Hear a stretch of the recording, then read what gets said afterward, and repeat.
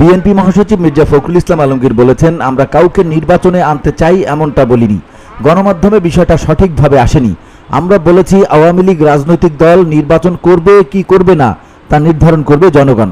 জনগণ সিদ্ধান্ত নেবে কারা রাজনীতি করবে কারা করবে না। আমরা সেখানে কিছু না। আমাকে আমি তখন ম্যাডামের সঙ্গে কাজ করি, সামিউদ্দিন পিএসছিলেন, আমাদের থেকে বললেন তোমরা ফুলের তোড়া নিয়ে তাকে স্বাগত জানিয়ে আসবে। সেই ছবি এখন আমার কাছে আসবে। সেই মানুষকে আমরা দায়িত্ব দিয়েছি এই দেশের জঞ্জাল সম করার জন্য। তিনি কাজ শুরু করেছেন, রাতারাতি তো সবকিছু হয়ে যাবে না।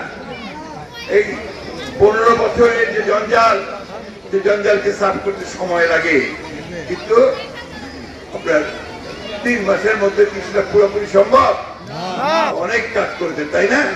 শান্তি শৃঙ্খলা ফিরে এসেছেন তো? আওয়ামী লীগের লোক কি অত্যাচার করতে পারে? পারেছে না? কাজ শুরু হয়েছে, তাই না? এখন ওনাদেরকে একটু সময় দিতে হবে। ওরা কাজ শেষ করে ফেললে নিশ্চয়ই নির্বাচন হবে। ফেনীতে বেগম খালেদা জিয়ার পৈতৃক বাড়িতে বন্যায় ক্ষতিগ্রস্ত শিক্ষার্থী ও জনসাধারণের মাঝে শিক্ষা উপকরণ ও ঢেউটিন বিতরণ শেষে সাংবাদিকদের কথা বলেন তিনি। বাংলাদেশ জাতীয়তাবাদী দল ফুলগাজী উপজেলা শাখার আয়োজনে প্রধান অতিথি হিসেবে উপস্থিত ছিলেন তিনি। এ সময় তিনি বলেন, আওয়ামী লীগের দস্যুরা পালিয়েছে, দেশের সবাইকে ঐক্যবদ্ধ হতে হবে। নতুন সরকার জঞ্জালগুলো পরিষ্কার করে একটা নির্বাচন দেবে, সেই নির্বাচনের মাধ্যমে দেশ এগিয়ে যাবে। নতুন সরকার কাজ শুরু করবে, রাতারাতি সবকিছু সম্ভব নয়। আমরা বলেছি নির্বাচনটা তাড়াতাড়ি করলে ভালো হয়। অনেকে নির্যাতন করা হয়েছে, বাড়িঘর দখল করে নেওয়া হয়েছে, ব্যবসা দখল করে নেওয়া হয়েছে। আজকে আমার সেখান থেকে অশেষ রহমত, আমাদের ছাত্র জনতার উত্থানের মধ্য দিয়ে আমরা সেখান থেকে বেরিয়ে আসি। এখন আসুন আমরা সবাই ঐক্যবদ্ধ হই।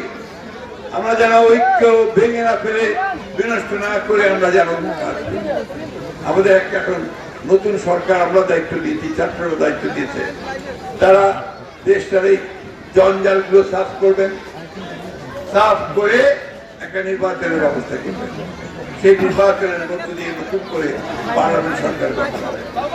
আমি আমার সাংবাদিক ভাইরা আছে, তাদের উদ্দেশ্যে একটু বলতে চাই, আপনারা দয়া করে এই উত্তরণের পথ থেকে সুগম করবার জন্য কেউ না করতে পারে সেদিকে লক্ষ্য রাখবেন। দুপুরে বেগম খালেদা জিয়ার পৈতৃক বাড়ি ফুলগাজীর শ্রীপুর ইস্কান্দার মজুমদার বাড়ি প্রাঙ্গণে আয়োজিত অনুষ্ঠানে বিশেষ অতিথি ছিলেন বিএনপির স্থায়ী কমিটির সদস্য ডক্টর এজেডএম জাহিদ হোসেন এবং দলটির চেয়ারপারসনের উপদেষ্টা আব্দুল সালাম এবং অধ্যাপক জয়নাল আবেদিন।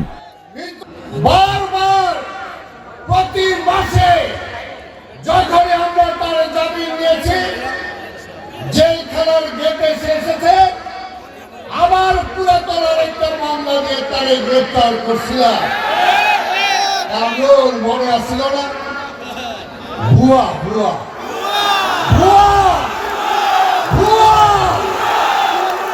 হাসিনা ভুয়া, হাসিনা ভুয়া, ওবায়দুল কাদের ভুয়া, কামরুল ভুয়া।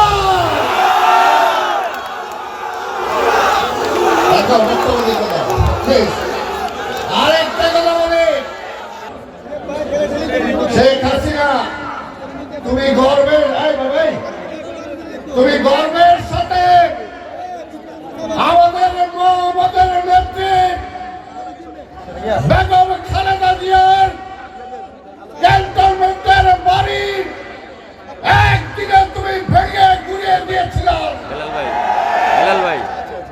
আর 5ই আগস্টে এই দেশের জনগণ তোমার বাড়ি খুলে নিয়েছে। শুধু তাই না, একটা পরে তুমি পালাইছো,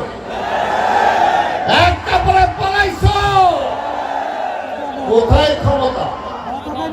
আওয়ামী লীগ অনেক কথা বলে,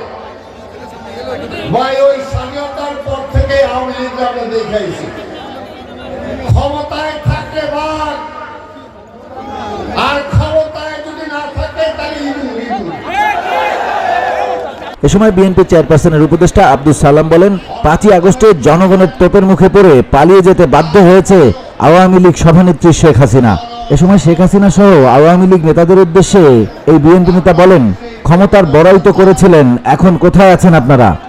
এখন কালকে পত্রিকায় দেখলাম ওই আওয়ামী লীগের টাকুর কামরুল একটা মন্ত্রী আসছিল না এক সময়, ওই টাকুর কামরুল কইছে যে আমি তো নিউ মার্কেট থাকি না, আমার মধ্যে মামলা হইল কেন? টাকুর কামরুল ওই সময় মনে আসছিল না এই রফিকুল আলম মজনুকে শত শত মামলা দিয়েছেন। BOD Bangla news desk. বন্যার সময় ক্ষতিগ্রস্ত হচ্ছে এগুলো তাদেরকে দেওয়া হবে। কিছু টিনের ব্যবস্থা করেছে, যে ঘর চলে গিয়েছে সেই টিনগুলো দেওয়া হবে। এইভাবে আমরা বিরোধী দলের থেকেও শত নির্যাতনের মধ্যেও আমরা কিন্তু চেষ্টা করছি আপনাদের পাশে।